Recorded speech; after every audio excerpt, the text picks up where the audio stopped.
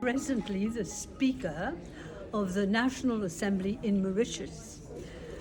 But I have been a Member of Parliament from 1976 to 1990. And then I quit politics and I was also an ambassador. I've done quite a few things. But I'm a feminist. That's the most important. I'm a feminist of the 1970s, when we were just starting to talk about women's rights. You know, when we had the first women's conference in Mexico, I had just finished my studies. I'm a lawyer by training, and it was like I fell in it. And then we were everywhere. We went around the world talking to women, trying to understand why so few women are in leading positions, both in the public sector and in the private sector. So now we've made a lot of progress in many countries, but there's still quite a lot to do.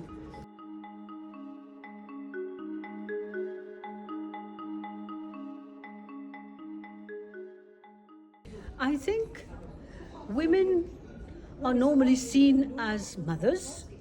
Not all women want to be mothers, but we are, many of us. We choose to be mothers, and we are not only just looking after our children, but we look after old people. Women are seen to be caregivers, generally speaking, and we're not seen as people who can actually play a very important position, whether as a parliamentarian or as a minister or as a speaker.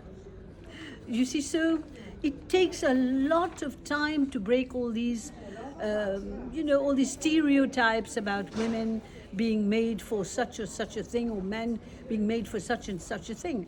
I was very lucky because my husband looked after the kids while I was, running around in my constituency. But most men don't want to do that. They cannot do that. So in the olden days, we used to leave the kids with the grandmothers. But now grandmothers are also working. So where do you leave the kids?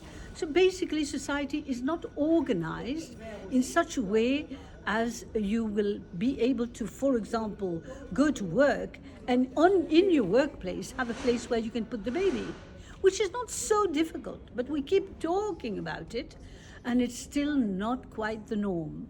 So how can we expect most women to come into politics? Because it is the same age when we're going to have children that in fact we're starting a new career perhaps, and at the same time we're going to start a political career. It's very difficult.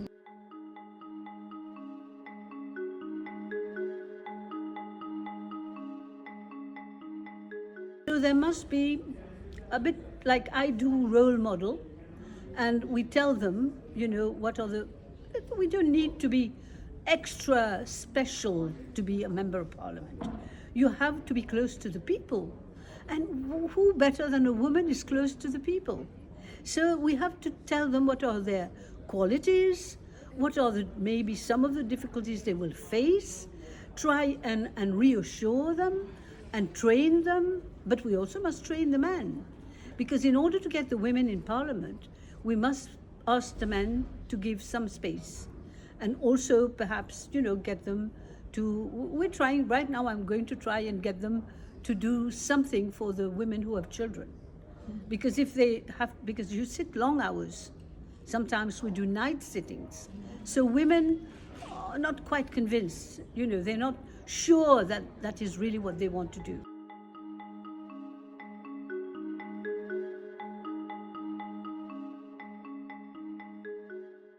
Yeah, we should talk of diversity, both in terms of gender, but also within the gender itself, have women from all walks of life, have men from all walks of life, and being, in different professions, having different specialties, because basically if you're a Democrat, you want to have a parliament which is balanced. If it's not balanced, you can't have a good parliament.